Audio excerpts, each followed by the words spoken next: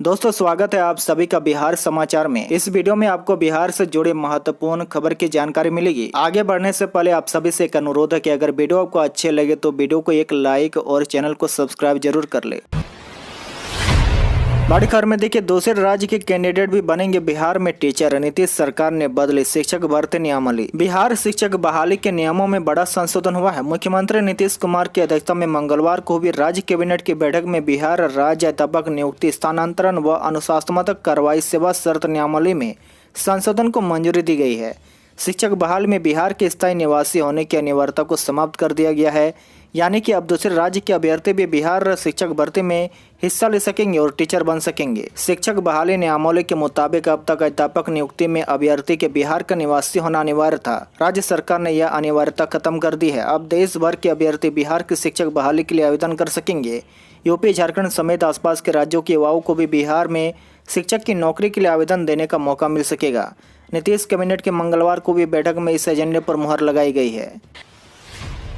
वादी के बिहार शिक्षक बहाली में दूसरे राज्यों के अभ्यर्थियों को मौका देने पर बोले शिक्षा मंत्री, कहा खाली सीट पर भी मिलेंगे योग्य शिक्षक। शिक्षा मंत्री प्रोफेसर चंद्रशेखर ने कहा कि शिक्षक संशोधन नियमावली के कैबिनेट से मंजूरी मिली है, वह फैसला सही है। इससे दूसरे राज्य के टैलेंटेड और बेरोजगार अभ्यर्थी भी नौकरी पा सकेंगे। साथ ही उन्होंने कहा कि बिहार में शिक्षक बहाली में अत्यधिक रिक्तियां रह जाती है, जिसके कारण सरकार ने इस तरह का फैसला लिया है। उन्होंने कहा कि पहले बहाली में अंग्रेजी, गणित और विज्ञान के अभ्यर्थी नहीं मिल पाते थे, सीट खाली रह जाती थी, जिसके बाद सरकार ने इस तरह का निर्णय लिया है। उन्होंने कहा कि अब देश के कोई भी अभ्यर्थी इस नियमावली के जरिए अन्य राज्यों के टैलेंटेड अभ्यर्थी बहाली की प्रक्रिया में शामिल होंगे, उनकी बहाली होगी। उन्होंने कहा कि इस बदलाव के बाद साइंस और अंग्रेजी के शिक्षकों की समस्या नहीं होगी। वहीं देखिए, शिक्षक अभ्यर्थी एक बार फिर नियमावली में हुए बदलाव को लेकर विरोध प्रदर्शन करना शुरू कर दिया है। शिक्षक अभ्यर्थियों के प्रदर्शन को लेकर शिक्षा मंत्री ने कहा कि उनको विरोध करने दीजिए, ऐसे विरोध होते रहता है, हम कुछ नहीं करते हैं।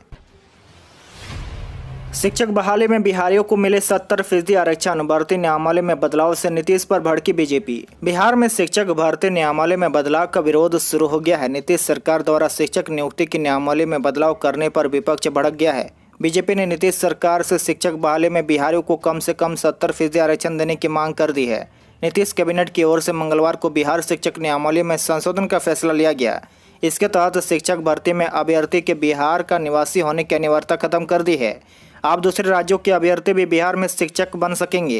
हालांकि इससे स्थानीय अभ्यर्थियों पर रोब बढ़ गया है। बीजेपी के प्रदेश प्रवक्ता निखिल आनंद ने बयान जारी कर कहा कि मुख्यमंत्री नीतीश कुमार पीएम बनने का सपना देखने के बाद खुद को राष्ट्रीय नेता समझने लगे हैं। वे बिहार के 4-5 साल से वादा कर रहे थे कि मेरिट लिस्ट बनाकर शिक्षकों की बहाली करेंगे। सीटी और स्टेट पास अभ्यर्थियों ने 4 साल तक का इंतजार किया। 5वें साल अब सरकार फरमान सुना दिया कि बीपीएससी से शिक्षक की बहाली होगी। इसके अलावा बीजेपी नेता निखिल आनंद ने कहा कि अभ्यर्थियों के ये 4 साल बर्बाद हुए हैं, उसकी भरपाई क्या नीतीश कुमार करेंगे। अब कैबिनेट निर्णय के बाद बिहार सरकार नोटिफिकेशन लेकर आई है कि राज्य में शिक्षक बनने के लिए यहाँ का निवासी होने का कोई बाध्यता नहीं है। अब पूरे देश के सीटी पास अभ्यर्थी बिहार में शिक्षक का काम कर सकेंगे। बिहार के सरकारी कर्मचारियों के लिए अच्छी खबर, 2 दिन पहले खाते में आएगी जून महीने की सैलरी। बिहार के सरकारी कर्मचारियों के लिए अच्छी खबर है, जून महीने की सैलरी 2 दिन पहले ही कर्मचारियों के खाते में आ जाएगी। आगामी बकरीद पर्व को देखते हुए नीतीश सरकार ने यह फैसला लिया है। जून का महीना 30 तारीख को खत्म होगा, लेकिन कर्मचारियों के खाते में 28 को ही इस महीने का वेतन आ जाएगा। राज्य के पेंशन भोगियों को भी इसका लाभ मिलेगा। सरकार की ओर से इस संबंध में निर्देश जारी कर दिया गया है। बता दें कि इस साल बकरीद का पर्व 29 जून को मनाया जाएगा। वहीं आपको बता दें कि बीते अप्रैल महीने में भी ईद के चलते नीतीश सरकार ने 12 दिन पहले ही कर्मचारियों को सैलरी दे दी थी। अप्रैल महीने की 18 तारीख को कर्मचारियों के खाते में उस महीने का पैसा आ गया था। पिछले साल दिवाली के मौके पर भी राज्य सरकार ने 11 दिन पहले ही वेतन जारी कर दिया था।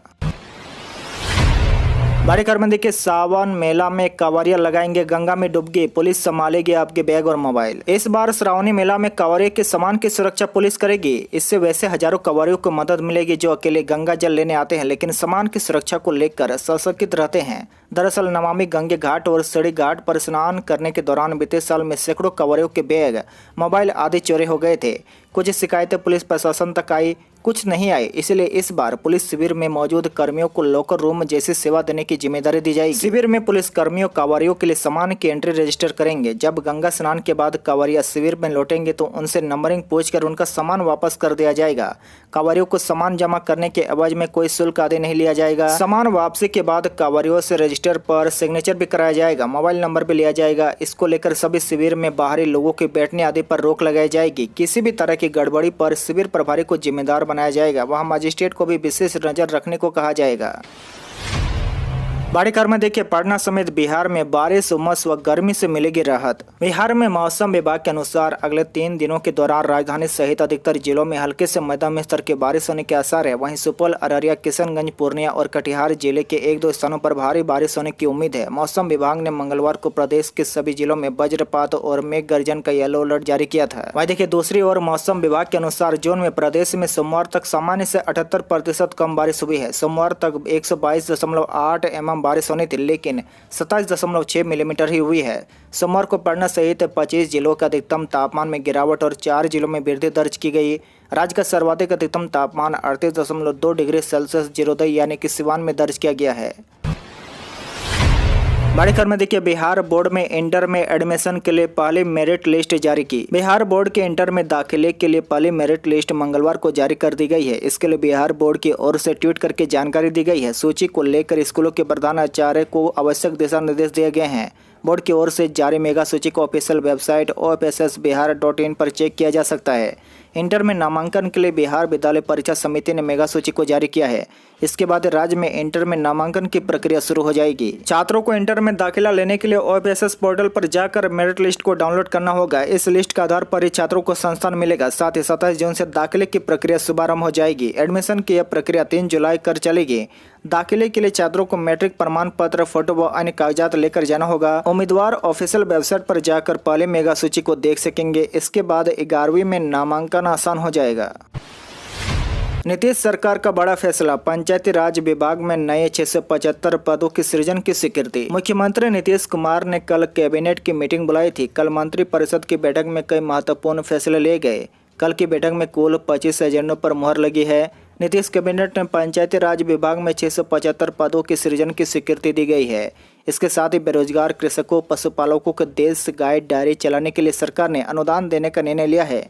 इसके लिए 37 करोड़ 5 लाख रुपए की स्वीकृति दी गई है। आपको बता दें कि पंचायती राज विभाग के क्षेत्रीय कार्यपालकों में लिपिक समूह के पूर्व से सृजित पदों के अलावा 675 पद, जिसमें से निम्न वर्गीय लिपिक 593, उच्च वर्गीय लिपिक 42, प्रधान लिपिक 31 एवं कार्यालय अधीक्षक के 9 पदों के सृजन की स्वीकृति दी गई है। बिहार के 8 जिलों अररिया, अरवल, नवादा, मधुबनी, लखीसराय, वैशाली, कटिहार एवं सीतामढ़ी में 520 बेड के अन्य पिछड़ा वर्ग कन्या आवासीय +2 विद्यालय निर्माण के लिए 46 करोड़ 35 लाख 28 हजार प्रति विद्यालय की दर से कुल 370 करोड़ 82 लाख 24 हजार रुपये की प्रशासनिक स्वीकृति दी गई है। इंदौर की तरह पटना में भी स्वच्छता सर्वेक्षण की तैयारी। 1 जुलाई से शुरू होगा मेरा शहर मेरे जवाबदेही अभियान। पटना में इंदौर की तरह ही अभियान चलाया जाएगा। इस अभियान का नाम मेरा शहर मेरे जवाबदेही अभियान नाम दिया गया है। पटना नगर निगम ने यह नई पहल शुरू की है, जिसके तहत साफ सफाई कर्मियों को स्वच्छता की जिम्मेदारी तय कर दी गई है। इसको लेकर पटना नगर निगम के आयुक्त अनिमेष परसर ने बताया कि पटना नगर निगम 1 जुलाई से मेरा शहर मेरे जवाबदेही अभियान शुरू करने जा रहा है और यह अभियान 15 अगस्त तक चलाया जाएगा। उन्होंने बताया कि इस अभियान के तहत शहर के सभी वार्ड में 300 से 400 मीटर का दायरा जो होगा उसे सफाई कर्मी के लिए तय किया जाएगा और उस एरिया का पूरा जिम्मा उस सफाई कर्मी को दिया जाएगा और उनका नाम हर रोड के सामने प्रदर्शित किया जाएगा। जिस रोड के सफाई कर्मी की जिम्मेदारी जिसकी होगी उसका नाम होगा। इससे लोगों को कहीं गंदगी नजर आएगी तो वहां के सफाई कर्मी को फ़ोन नंबर पर फ़ोन करके जगहों को साफ करा सकता है। बिहार में 36 लाख लोगों को एक साथ भेजा जाएगा वज्रपात का अलर्ट। बिहार में मानसून के दौरान सबसे अधिक लोगों की मौत वज्रपात से होती है। इन आपदाओं की जानकारी पहले लोगों तक पहुंचे ताकि कम से कम लोग वज्रपात सहित अन्य आपदाओं की चपेट में आए। इसके लिए बिहार राज्य आपदा प्रबंधन प्राधिकरण ने जून तक डेटाबेस तैयार किया है, जिसमें 36 लाख लोगों के नंबरों को जोड़ा गया है, जिन्हें मानसून के साथ एक साथ ठनका, तेज आंधी व भारी बारिश की जानकारी भेजी जा रही है ताकि कम से कम लोगों की मौत ठनका जैसी आपदा से हो। प्राधिकरण के मुताबिक डेटाबेस में सरकारी अधिकारी, जनप्रतिनिधि, जीविका, आंगनबाड़ी सेविका, सहायिका व आशा सहित आम लोग भी शामिल है। इन साथ आपदा पूर्व जानकारी दी जा रही है। प्राधिकरण ने सिस्टम को 24 घंटे अपडेट रखा है ताकि किसी भी वक्त SMS से लोगों को अलर्ट किया जा सके। बड़ी खबर में देखिए, श्रावणी मेला क्षेत्र में प्लास्टिक रहेगा बैन, उपयोग करने पर होगी कार्रवाई, भरना पड़ेगा जुर्माना। बिहार के मुख्य सचिव आमिर सुबहानी ने सोमवार को श्रावणी मेला के प्रशासनिक स्तर से की गई तैयारी की समीक्षा की। वीडियो कॉन्फ्रेंसिंग के माध्यम से हुई बैठक में बांका, भागलपुर व मुंगेर के अलावा मुजफ्फरपुर, वैशाली, बेगूसराय, जमुई आदि जिले के अधिकारी शामिल हुए। मुख्य सचिव ने कहा कि श्रावणी मेला क्षेत्र में प्लास्टिक के उपयोग पर पूर्ण रूप से प्रतिबंध रहेगा। इसका उल्लंघन किए जाने पर तत्काल आर्थिक रूप से दोषियों को दंडित किया जाएगा, जब्ती की कार्रवाई भी होगी। इस पर भागलपुर के जिलाधिकारी ने सदर SDO व सुल्तानगंज नगर परिषद के कार्यपालक पदाधिकारी को उक्त निर्देश का अनुपालन करने को कहा है।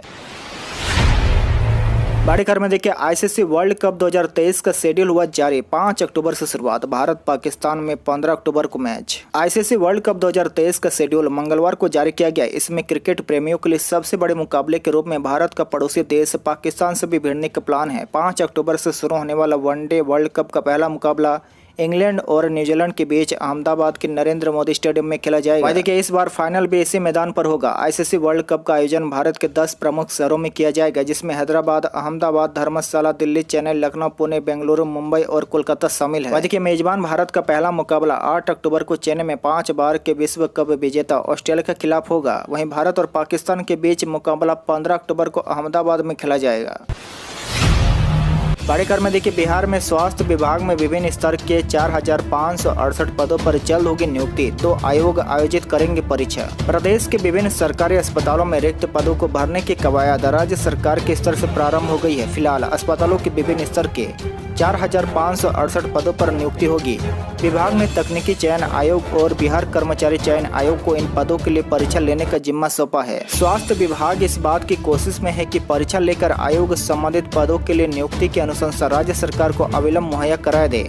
अगस्त के अंत तक सभी प्रक्रिया पूरी करने के विभाग ने लक्ष्य निर्धारित किया है। वायदे के स्वास्थ्य विभाग के आधिकारिक सूत्रों की जानकारी के अनुसार जिन पदों पर नियुक्ति होनी है उनमें अकेले फार्मासिस्ट के 1539 पद है। इसके अलावा अस्पतालों में भर्ती मरीजों के ऑपरेशन में सहयोग देने वाले शल्य कक्ष सहायक के 1096 पद भी शामिल है। इसी तरह अस्पतालों में एक्सरे जांच के लिए एक्सरे तकनीशियन के 803 पद भी शामिल है। हृदय रोगियों की जांच के लिए ECG टेक्नीशियन के 163 पद और अस्पतालों में अन्य कार्य निष्पादन के लिए 967 लिपिकों के पद भी शामिल है।